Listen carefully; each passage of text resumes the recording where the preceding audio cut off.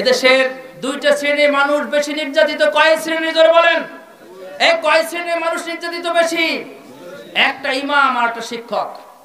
লিখে রাখেন, অবজারভেশন করেন, তদন্ত করেন, অনুসন্ধান চালান, দেখবেন এই দুইটা জাতির মতো নিরীহ মানে নির্যাতিত জাতি আর নাই। লম্বা সুরে বিষয়ে গেলাম না, অন্য সময় সময় হলে। কেন শিক্ষকরা নির্যাতিত, কোন কোন দিক থেকে ইমামরা বঞ্চিত নির্যাতিত আমি বলবো। তবে ইমাম ভাইয়েরা যারা আছেন, কোরআনে কারিমের মধ্যে নামাজের ইমামতি আল্লাহ বলেন নাই।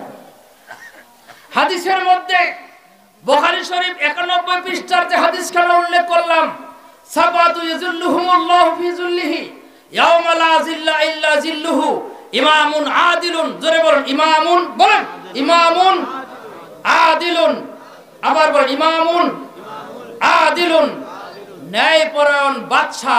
এখানে মসজিদের ইমামের কথা বোঝানো হয় নাই। সম্মানিত আইম্মায়ে মাসাজিদ, আমার আপনার সম্মান সবার উপরে। রাসূলুল্লাহ সাল্লাল্লাহু আলাইহি ওয়াসাল্লাম জুমার দিনে দুইটা খুতবা দিতেন, আমরাও দুইটা খুতবা দেই। রাসূলুল্লাহ সাল্লাল্লাহু আলাইহি ওয়াসাল্লাম মুসল্লির দিকে মুখ করে খুতবা দিতেন, আমরাও দেই।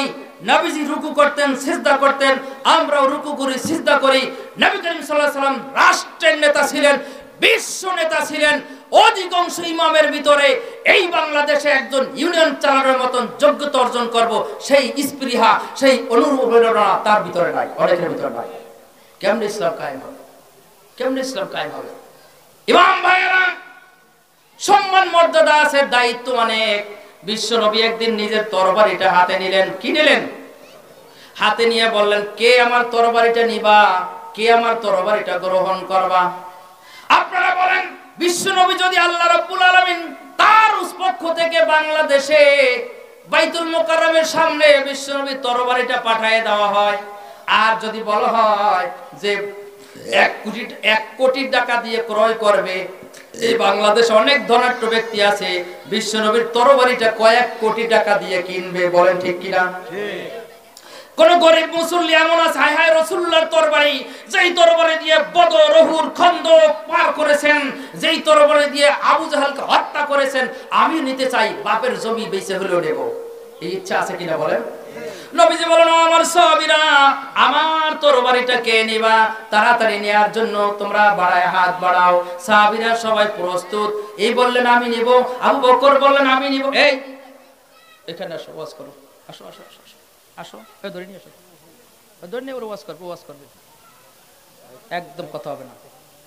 আমি কিন্তু ছাত্র বড় মানুষ, ছাত্র গার্জিয়ানরা সোজা করেছে, বুঝছো? একদম চুপ। বন্ধুরা আমার, বিশ্ব নবীর তরবারি হাতে নিয়ে বললেন, কে নিবা, কে নিবা, কে নিবা? সবাই প্রস্তুত। নবী কারো দিচ্ছেন না। বেলাল রাদিয়াল্লাহু তাআলা মনে করতেই পারতেন যে আমি পাবো, আবু বকর রাদিয়াল্লাহু তাআলা মনে করতেই পারছেন যে আমি পাইতে পারি, কিন্তু সাহস করে বলছেন আমাকে দেন, প্রস্তুত। নবীজি বললেন, আমি তরবারিটা দেব ওই ব্যক্তিকে যে এই তরবারি নিয়ে হক আদায় করবে। এই তরবারি নিয়ে যে হক আদায় করবে, আমি তার হাতে আমার তরবারি তুলে দিব। অনেকেই চুপসে গেলেন সাহাবীদের মধ্যে, যাদের জীবনটা আল্লাহর কাছে বিক্রি করে দিয়েছেন, যাদের একটা ঘোড়ার ধুলা 70 ভাগ, ঘোড়ার পায়ের ধুলা 70টি ভাগ করা হলে একটি ভাগের যা মূল্য, তা আমাদের কারণ নেই বলে মনে করি। তারা সাহস পাইলেন না এটা নিতে, যে কিভাবে হক আদায় করব নবীজির তরবারির। বন্ধুরা আমার, আল্লাহ যাকে মেম্বার বানায়, চেয়ারম্যান বানায়, এমপি বানায়, ইমাম বানায়, বক্তা বানায়, এদের উপর অর্পিত দায়িত্ব আছে, হক আছে। আমজনতাকে কোরআনের কথা, উচিত কথা শোনানো। এই উচিত কথা, হক কথা থেকে বিরত থাকে আর নিজের পিঠ বাঁচায় আর পেট বাঁচায়, আল্লাহ রাব্বুল আলামিন জাহান্নামে পিঠ আর পেট সেঁকে দেবে। তবে অবশ্যই হিকমা। অধিকাংশ আলেম এই দেশে হিকমত দ্বারা বুঝাইছেন দ্বীনের খেদমত, মাদ্রাসা টিকানো, মসজিদ টিকানো, চাকরি টিকানো, ব্যবসা টিকানো, অনেকে ব্যাখ্যা করেছেন, কিন্তু না, কোনো অবস্থাতেই না, এটা পেট টিকানো না। এটা হলো হিকমা, হলো আল হিকমা দ্বারা তাফসীরে জালালাইন খুলে দেখেন, উদউ ইলা সাবিলি রাব্বিকা বিল হিকমা, উদউ ইলা সাবিলি রাব্বিকা বিল কোরআন। হিকমত দ্বারা তাফসিরে জালালাইন খুলে দেখেন, বিল কোরআন লিখেছেন আল্লামা জালালউদ্দিন সুয়ুতী রাহমাতুল্লাহ আলাইহি, আল্লামা জালালউদ্দিন মাহল্লি রাহমাতুল্লাহ আলাইহি তাফসির পড়ে দেখেন, এই শত শত বছর আগের তাফসির খুলে দেখবেন ইসলামী আন্দোলনের রূপরেখা দিয়ে ভরে রেখেছেন তাদের তাফসিরকে। বুঝেন না, বুঝে আসে না, তাই জুমার দিনে দুটো একটা আয়াতের তাফসির করেন, হক কথা তুলে ধরেন, আল্লাহর উপরে ভরসা করেন, রিজকের মালিক আল্লাহ তাওয়াক্কুল করেন, ইনশাআল্লাহ আল্লাহ মর্যাদা বাড়াই দেবেন, কমাবেন না, কমাবেন না, কমাবেন না। বন্ধুরা আমার, কোরআনুল কারীমে ইমাম দ্বারা নামাজের ইমামতি বোঝানো হয় নাই। বুখারী শরীফের 91 পৃষ্ঠার আয়াতে হাদিসে নামাজের ইমামতি বোঝানো হয় নাই। কিতাবুস সালাতে আল ইমামু দামিনুন ওয়াল মুআদ্দিনু মুতামিনুন, এই কিছু শব্দ দ্বারা নামাজের ইমামকে বোঝানো হয়েছে। কাজেই ইমাম মানে সমাজের নেতা, ইমাম মানে রাষ্ট্রের নেতা। আমি যদি ডাক্তার শফিকুর রহমান হাফিজাহুল্লাহ উনি যদি মুরিদ বানাইতেন, আমি 1 নম্বরের মুরিদ হইতাম। উনি বলেছেন ঐক্যের জন্য আমাকে যত ছোট হইতে হয় আমি ছোট হইতে রাজি আছি।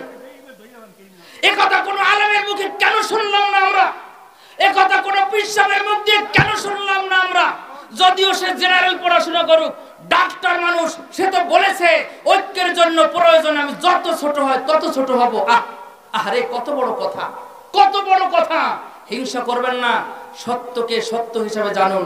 কিছু ভুল ত্রুটি মানুষের মধ্যে থাকতে পারে, আমি আবেগে আপ্লুত, আমি অত্যন্ত তাকে শ্রদ্ধা করি, মাথার তাজ মনে করি তাকে। এবং এই বাংলাদেশের জন্য ডাক্তার শফিকুর রহমান একটা আল্লাহর পক্ষ থেকে বড় নিয়ামত, আল্লাহর পক্ষ থেকে বড় নিয়ামত, যার ব্যারিকেডের কারণে তিনি বলেছেন এদেশের কওমি এবং আলিয়ার মাঝখানে প্রাচীর ভেঙে দিতে হবে, রাখা যাবে না। আলী এবং কওমির মাঝখানে কোনো বাধা রাখা যাবে না।